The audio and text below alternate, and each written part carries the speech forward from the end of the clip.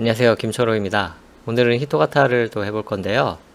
댓글 달아주신 분 중에 유토보츠 A님께서 올려주신 혹시 링크에 있는 아바타도 히토가타로 사용 가능한가요? 요거를 한번 해볼게요. 눌러보시면 저는 스타워즈를 잘 모르기 때문에 이게 뭔지는 모르겠지만 좀 많이 봤던 그런 캐릭터죠. 클론 트루퍼라고 하는데 요거를 한번 히토가타에 적용할 수 있는지 해보겠습니다. 저는 미리 한번 해봤거든요. 이런 오픈소스 같은 것들을 검색해서 이렇게 다운 받을 수가 있어요. 그래서 이걸 받아서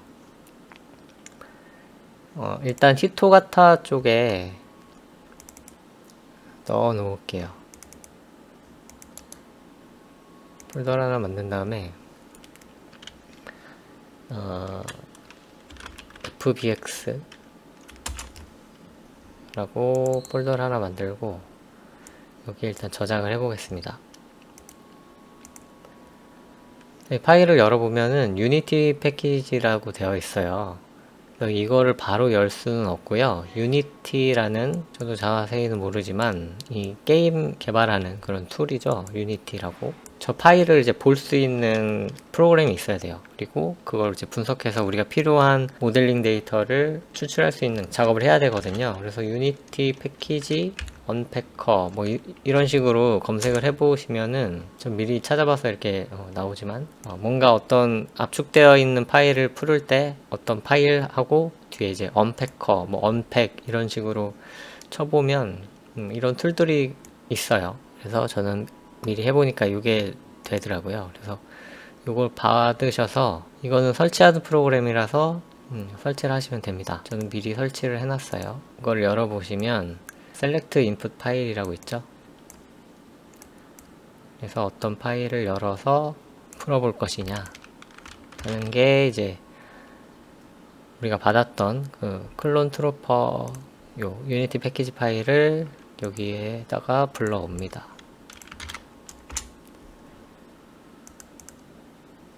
이를 불러오면은 이렇게 안에 어떤 파일들이 있는지 보여요.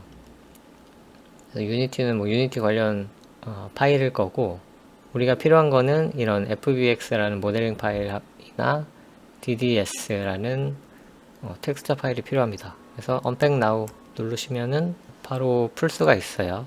그래서 우리 어떤 폴더에 풀 것인지 선택을 하셔서 우리가 아까 만들었던 fbx 여기를 선택하겠습니다. 새로운 폴더를 만드셔도 되고요. 이건 이제 다 썼으니까 닫아줍니다. 그리고 이 assets 여기 들어가 보시면은 이렇게 파일이 하나, fbx 파일 하나가 나오는 걸 볼 수가 있습니다. 이 파일을 일단 그냥 히토가타 여기서 열어서 적용을 시켜 볼게요. 히토가타에서는 일본어로 되어 있지만 여기 F로 되어 있는 걸 봐서는 여기에 뭔가 파일에 관한 그런 메뉴일 거라고 생각이 돼요. 그렇고 여기 보시면은 뭐 외부 모델링을 뭐 연다 그런 메뉴 같아요. 그래서 폴더를 복사해서 넣으면 빠르게 갈 수가 있죠. 그래서 fbx 요거를 열어보시면 됩니다. 그리고 열으시면은 이 각 관절 같은 거를 지정해 줄 수가 있어요. 그래서 여기는 기본적으로 헤드랑 넥이 잡히네요. 그래서 머리랑 목, 그리고 그 외에는 뭐 상반신, 하반신, 뭐 그런 것들, 뭐 좌우 어깨 그런 것들이 다 그런 것들 다 이제 지정을 해줄 수가 있는 거예요. 근데 여기에서는 지금 자동으로 잡히는 거가 이제 2개 정도 있는 거고요. 그래서 OK를 그냥 눌러보시면 저는 이미 한번 해봤기 때문에 같은 이제 이름의 모델링을 덮어 씌울 거냐 뭐 그런 의미 같아요. 그래서 확인 그냥 눌러보겠습니다. 그랬더니 이제 나오긴 나오는데 그 실루엣이 나오긴 나오는데 텍스처가 뭐 안 보이죠. 그렇기 때문에 이제 텍스처를 여기다 이제 더 씌워줘야 되는 거예요. 그래서 이 파일을 열어서 이제 편집을 할 건데요. 저는 메타세콰이어 4라는 프로그램을 쓸 겁니다. FBX를 지원하는 모델링 프로그램이라면 뭐 어떤 거든 상관이 없을 거예요. 얘를 열어봅니다. 열어보시면 이렇게 나오죠. 자, 이 메타세콰이어 4 같은 경우에는 이 FBX를 저장하기 위해서는 그 유료로 돈을 주고 사셔야 할 거예요. 아마 하나로 따지면 한 20만원 정도?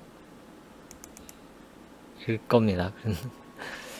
블렌더라는 프로그램이 FBX를 또 지원한다는 지원하기도 하니까요. 그것도 한번 시도를 해보세요. 저는 한번 해봤는데 제가 쓰는 프로그램이랑 좀 많이 달라서 좀 불편하더라고요.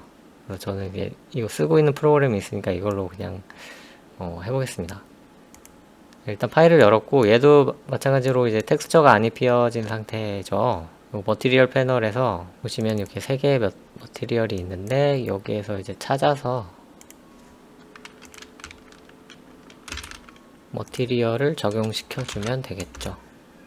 머티리얼스가 아니고 이제 텍스처 보시면은 텍스처 파일이 있는데 이제 기존에 여기 덧 씌워졌던 거는 파일 어떤 거냐면 whited.dds라는 파일이에요. 그래서 얘를 찾아서 넣어주겠습니다. 얘겠죠, 얘. 그래서 근데 일단 OK를 눌러볼게요. 확인 눌러보면은 이제 머리에 이제 적용이 되는 걸 볼 수가 있습니다. 근데 좀 어둡게 나왔죠. 그래서 히토가타에 이제 적용을 하실 거면은 쉐이더를 램버트로 하시고 자체 조명을 최대로, 주변광 최대로, 확산광은 한 0.8 정도 이렇게 해주시면은 괜찮게 나오더라고요. 그래서 나머지 것들도 이렇게 적용을 하고 얘네들도 다 같은 텍스처를 씁니다. 두 번째 거를 해보시면은 이제 하반신이고 세 번째 게 첫 번째 게 이제 상반신이 되겠죠. 0.81 자, 이렇게 해서 됐습니다. 얘를 저장하시는데 저장하기 전에 본을 한번 눌러보면은 이런 식으로 뼈대가 있어서 이렇게 동작을 감지해서 이제 움직일 수가 있는 거예요. 아무튼 그래서 여기서 새로 한번 저장을 해볼게요. 저장하실 때는 FBX로 저장을 하셔야 합니다. 여기에서 이 파일이 나중에 또 필요할 수가 있으니까 언더바2 해서 저장을 해보겠습니다. 그 다음에 히토가타로 다시 와서 요 새로 만들었던 요 파일을 불러옵니다. 그러면 여기 이렇게 또 뼈대의 각 노드를 설정하는 그런 창이 나오죠. 여기 보시면 여기에서 이제 본 리스트를 보면 이게 머리 두 자죠. 이제 머리는 이제 헤드라는 그런 노드랑 대응이 되는 거겠죠. 여기 머리 그리고 넥 같은 경우에는 목 바로 밑에 있는 거. 근데 제가 해봤는데 이 상반신이나 이런 하반신에 이런 체스트 노드나 스핀 노드 이런 거를 이제 적용을 해봤는데 안 되더라고요. 무슨 문제인지 몰라서 그거는 좀 연구가 좀 필요할 것 같고 지금은 어떻게 이제 외부 모델링 파일을 불러와가지고 적용시키는지 그것만 좀 해보려고 합니다. 그래서 이거는 별도로 지정할 필요 없이 그냥 OK 딱 눌러줍니다. 자, 저는 이미 한번 해봤기 때문에 같은 파일이 있다고 또 나왔어요. 좀 확인 눌러보면은 이런 식으로 자 나옵니다. 나오는데 텍스처가 안 보이죠? 왜 안 보일까요? 이게 DDS 파일이 인식이 안 되는 것 같아요. 아까 제가 PNG 파일로 살짝 변환을 한 다음에 해봤었거든요. 그 다음에 이제 다시 DDS 파일로 적용을 했었는데 그게 잘 안 된 것 같네요. 그래서 아까 FBX랑 이제 DDS 파일 얘로 나눠줬는데, 이 DDS 파일이 이제 보통 이제 이런 거는 이제 포토샵에서도 안 열려요. 그 플러그인 쓰면은 열리긴 하는데, 저거를 주로 많이 사용하는 뭐 PNG 파일이나 JPG나 그런 것들을 변환하기 위해서는 변환 작업이 필요한데, 그거는 이제 웹에서도 쉽게 할 수가 있거든요. 그래서 DDS2, PNG, DDS2, JPG 이런 식으로 쳐보시면은 DDS 파일을 우리가 많이 사용하는 그림 파일 형식으로 바꿔주는 이런 온라인 툴 같은 것들이 많이 나옵니다. 자, 제가 미리 했었던 게 그대로 남아있네요. 자, 이 사이트 오셔가지고 프롬 컴퓨터 요거 누르시고, 아까 요 텍스처 DDS 요거를 열어서 변환해 볼게요. 요 컨버트를 누르면은 변환이 되거든요. 그래서 얘를 다운받고 그 텍스처 폴더에 넣어 주겠습니다. 얘가 바뀌었으니까 다시 얘를 이제 PNG로 적용을 해야겠죠. 그 다음에 다른 이름으로 또 저장, 여기에 덮어 씌웁니다.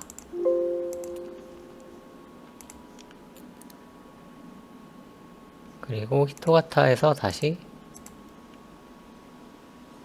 얘를 불러오죠.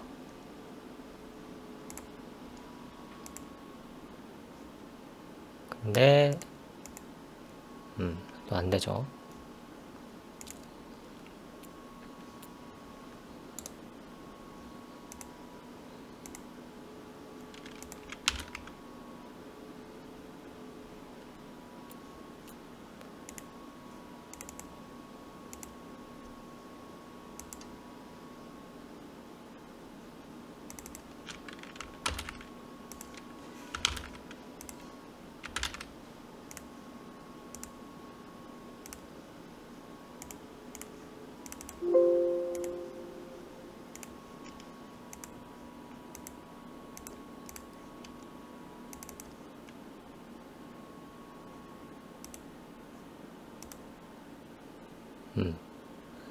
이 텍스처 파일이 모델링 파일이랑 하나의 폴더에 있어야 되는 것 같아요, 일단.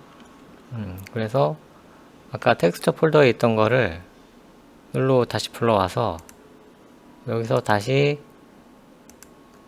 변경된 경로에 있는 얘를 적용을 시켰고요. 저장을 다시 했습니다. 그래서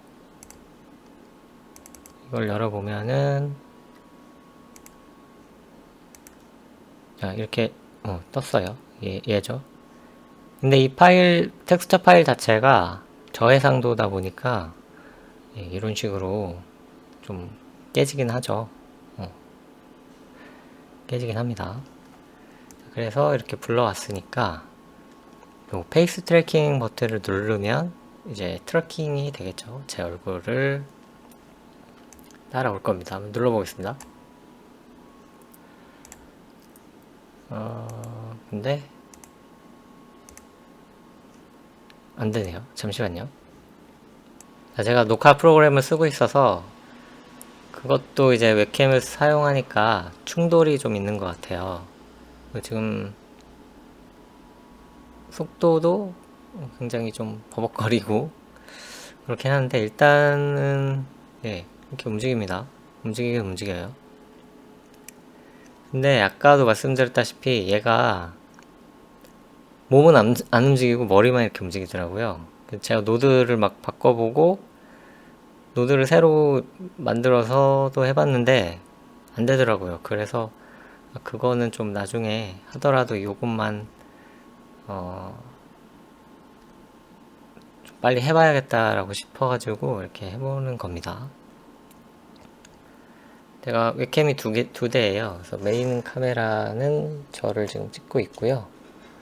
옆에 카메라가 이제 페이스 트래킹용으로 지금 쓰고 있는 겁니다. 얘를 눌러보면 제 얼굴이 나오겠는데 역시 충돌이 있어가지고 안 되는 것 같아요. 예, 일단은 이렇게 하고 정렬을 좀 해줘야겠죠. 제가 지금 정면을 카메라에서 이제 정면을 딱 보고 있는 상태에서 이 버튼을 누르면은 이 캐릭터도 딱 정면을 이제 보게 되는 거죠.